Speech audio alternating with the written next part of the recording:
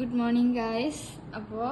Today we are going to learn about calcium metabolism. Okay, calcium metabolism ആകെ 4 ടോപ്പിക്കേ ഉള്ളൂ. അതിനകത്ത് ആദ്യത്തെ ഫ്യൂ ടോപ്പിക്സ് ആണ് ഞാൻ എടുക്കാൻ പോകുന്നത്. അതിന്റെ ജസ്റ്റ് ഇൻട്രൊഡക്ഷൻ ആയിട്ട് കരുതിയാൽ മതി. This is function of calcium, distribution of calcium and metabolism of calcium. 3 topics are being taken in this class. Okay, the remaining topics are the homeostasis, അതിനകത്തായിരിക്കും മിക്കവാറും ഫിസിയോളജിക്കൽ ആസ്പെക്റ്റ് ടെറ്റനി അതൊക്കെ വരുന്നത് അടുത്ത video വേറെ ആളിടുന്നതായിരിക്കും. Just ഇത് കണ്ടിട്ട് നിങ്ങൾ അത് കാണാൻ ശ്രമിക്കുക. Okay, this an introduction class. അപ്പോൾ എല്ലാം നേരത്തെ ഇത് നോക്കിയിട്ടുണ്ടെങ്കിൽ ആർക്കൊരു റിവിഷൻ പോലെ ഇത് കാണാവുന്നതാണ്.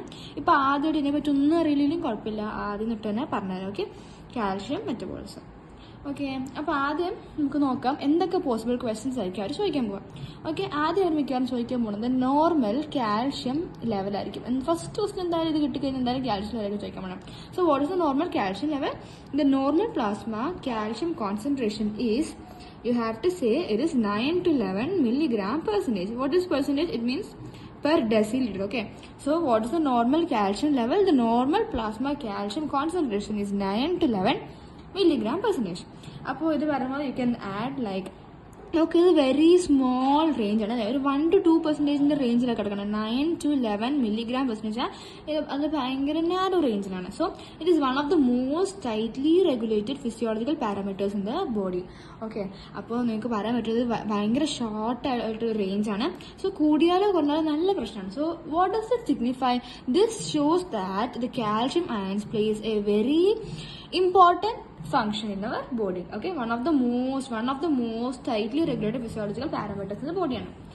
ഓക്കെ, സോ നിങ്ങൾ ഈ കാര്യം എടുത്തിടുമ്പോൾ വാല് എന്താ ചോദിക്കാൻ പോണേ? അവരെന്തായാലും ചോദിക്കും what are the functions of calcium. നമ്മൾ എന്തായാലും പറഞ്ഞു പോയി, like one of the most important iron is calcium പറഞ്ഞു അല്ലേ. അപ്പോൾ അവരെന്തായാലും ചോദിക്കും what are the functions of calcium. So you have to tell 10 points. Okay, ഇത് പ്രീവിയസ് ഇയർ ക്വസ്റ്റിനും കൂടെയാണ്, പ്രീവിയസ് ഇയർ യൂണിവേഴ്സിറ്റി ക്വസ്റ്റ്യൻസും കൂടെയാണ് what are the function of calcium. Okay അല്ലോ, അപ്പോൾ ഈ 4 പോയിന്റ് നിങ്ങൾ ഒന്നിച്ച് പറയാം. ഓക്കെ, ആദ്യം okay, there are 10 functions. Let's learn. ഈ 4 പോയിന്റ് ഒന്നിച്ച് പറയാം. Genesis and maintenance of action potential, both in cardiac and smooth muscle. Genesis and maintenance of action potential നമുക്കറിയാവുന്നതാണ്. Genesis of pacemaker potential and of ആണ് genesis of pacemaker potential. Calcium helps or it plays a major role in excitation, contraction, coupling and excitation of nerve and muscle. കാൽഷ്യത്തിന് നല്ല role ഉണ്ട്. അപ്പോൾ ഈ point പറയുമ്പോൾ excitation of nerve muscle പറയുമ്പോൾ നിങ്ങൾ ഇതും കൂടെ ആഡ് ചെയ്തോളൂ. That is calcium can influence sodium permeability. കാൽഷ്യത്തിന് എന്ത് ഇൻഫ്ലുവൻസ് ചെയ്യാൻ പറ്റും? സോഡിയം പെർമബിലിറ്റി ഇൻഫ്ലുവൻസ് ചെയ്യാൻ പറ്റും. എന്നിട്ട് പറയാ ലോ കാൽഷ്യം ആകുമ്പോഴത്തേക്ക് low calcium can lead to the generation of spontaneous action potential. So generation of spontaneous action potential is seen during low calcium level. This is the physiological basis of muscle spasm seen in hypocalcemic tetany. അപ്പോൾ why is muscle spasm seen in hypocalcemic tetany? കാരണം കാൽഷ്യം can influence sodium permeability. നമുക്കറിയാം basically influx of സോഡിയത്തിനെയാണ് നമ്മൾ ഈ generation of action potential first സ്റ്റെപ്പായിട്ട് പറയുക അല്ലേ. അപ്പോൾ അതുകൊണ്ട് തന്നെയാണ് muscle spasm seen in hypocalcemic tetany, because calcium can influence sodium permeability. അപ്പോൾ ഈ 4 പോയിന്റ്സ് നിങ്ങൾ ഒന്നിച്ച് തന്നെ പറയുക. Genesis and mains of action potential പറയുക, പേസ് മേക്കർ പൊട്ടൻഷ്യൽ പറയുക, എക്സൈറ്റേഷൻ, കൺട്രാക്ഷൻ, കപ്ലിംഗ് പറയുക, excitation of nerve and muscle പറയുക. ഓക്കെ, ഈ 4 പോയിന്റ്സ് കഴിഞ്ഞാൽ തന്നെ മാം മിക്കവാറും അടുത്ത ക്വസ്റ്റിലേക്ക് ചാടും. ഇല്ലെങ്കിൽ ഇതും കൂടെ പറഞ്ഞ് ഇംപ്രസ് ചെയ്യുക. That is the cell division. Calcium helps in cell division, in bone mineralization. Calcium also act as second and third messengers. Calcium mediated exocytosis.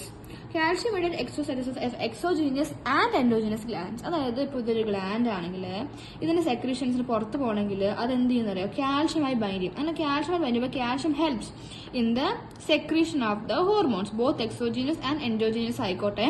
അതിന്റെ കാൽഷ്യം മീഡിയേറ്റഡ് എക്സോസൈറ്റോസിസ് എന്നാണ് നമ്മൾ അതിനെ വിളിക്കുക. ഓക്കെ, അപ്പോൾ calcium mediated exocytosis of exogenous and endogenous gland. And calcium നമുക്കറിയാം ഒരു major clotting factor ആണ്. അപ്പം ഏത് ക്ലോട്ടിംഗ് ഫാക്ടർ എന്ന് പറഞ്ഞിട്ടോ? It is 4. Clotting factor 4 is calcium. So അത് ബ്ലഡ് ക്ലോട്ടിംഗ് നല്ല ഒരു it plays a role in blood clotting. And finally neurotransmitter release is also mediated by calcium. അപ്പോൾ ഇത്രയും പോയിന്റ്സ് പറയുക. ഓക്കെ, ഇത് പ്രീവിയസ് ഇയർ യൂണിവേഴ്സിറ്റി ക്വസ്റ്റ്യനും കൂടെയാണ്. What are the functions of calcium. Normal S A question ആണെങ്കിൽ ആരും ചോദിക്കുക what is the normal calcium level. Functions of calcium level and functions of calcium and homeostasis. ഈ 3 ക്വസ്റ്റ്യനും കൂടെ ഒന്നിച്ചാണ് പ്രീവിയസ് ഇയർ ക്വസ്റ്റ്യൻസ് ഞാൻ കണ്ടത്. അപ്പോൾ ഇത് ഇത്ര എന്തായാലും മറക്കായിരിക്കും. ഇതെന്താ ചോദിക്കട്ടെ, 9 to 11 mg/% അത് ചോദിക്കും. ഫങ്ഷൻസ് ഓഫ് കാൽഷ്യം പഠിച്ചു വെക്കാം. Okay, good. ഇനി 2 more questions are there. Shall we learn? Okay, അടുത്തതാണ് distribution of calcium in the body.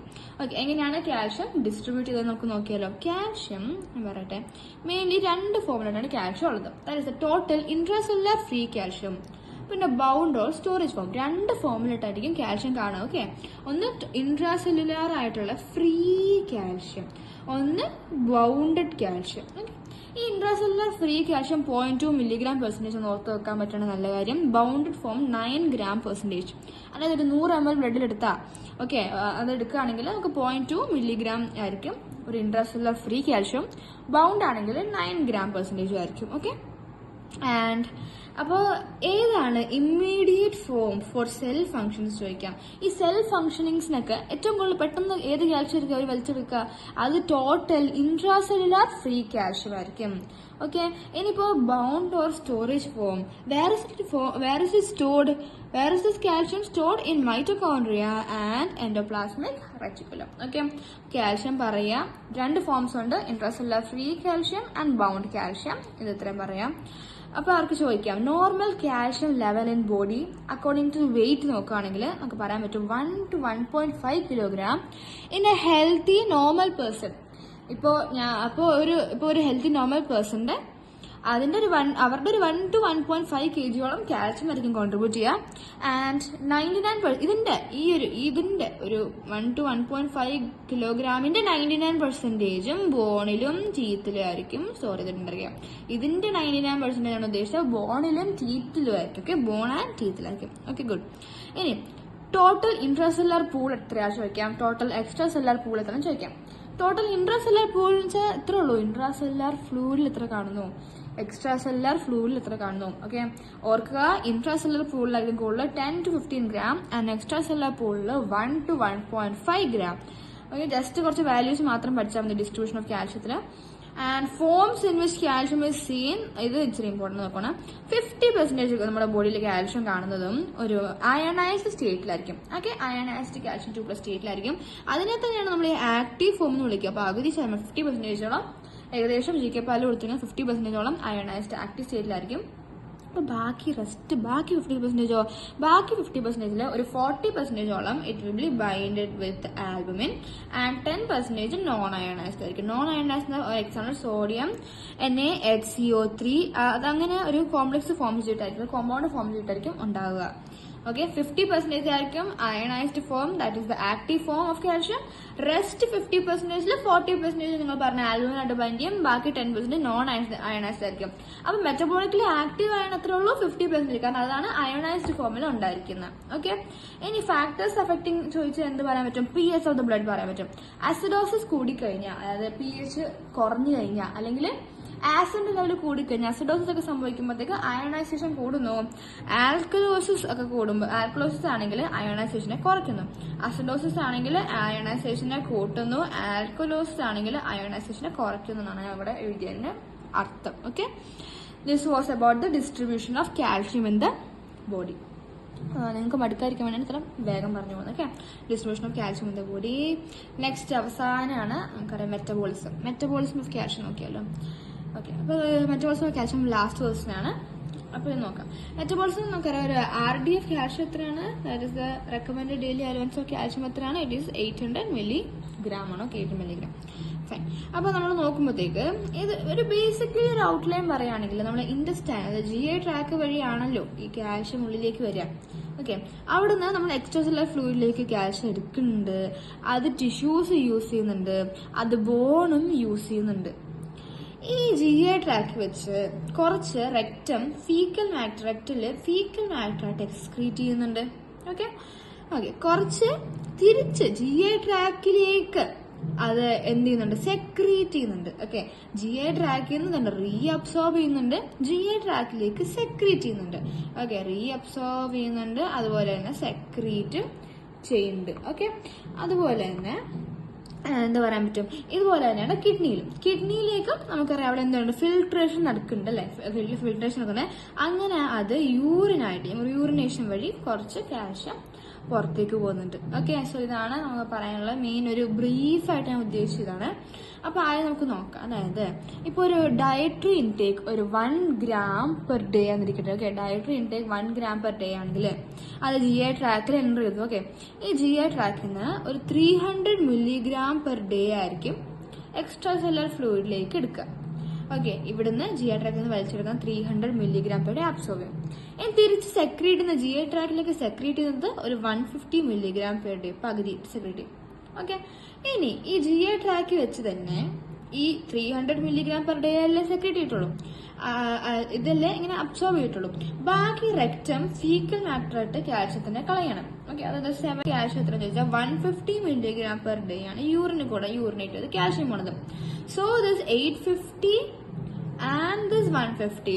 Okay, both of them constitute അപ്പൊ എത്രയായി, 1000 ആയില്ലേ. അതായത് 1 gram പെർ ഡേ, നമ്മൾ 1 gram പെർ ഡേ നമ്മൾ ഡയറ്ററി ഇൻടേക്ക് ഉണ്ടെങ്കിൽ 1 gram പെർ ഡേ അവിടെ സെറ്റ് ചെയ്ത് കഴിഞ്ഞു. ഓക്കെ, അപ്പോൾ ഇത് മനസ്സിലായില്ലേ.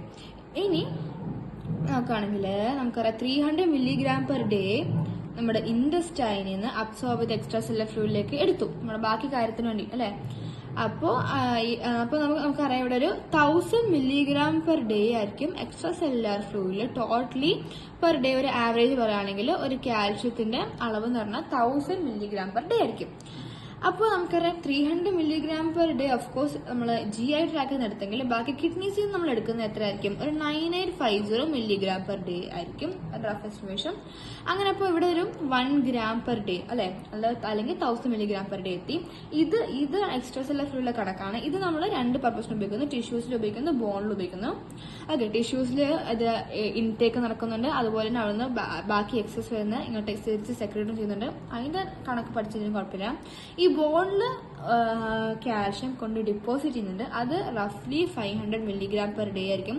അതിനെ ഡിപ്പോസിഷൻ പറയും. അതുപോലെ റീ അബ്സോർപ്ഷൻ നടക്കുന്നുണ്ട്, അതും ഏകദേശം 500 milligram പെർ ഡേ തന്നെയായിരിക്കും നടക്കുന്നത്.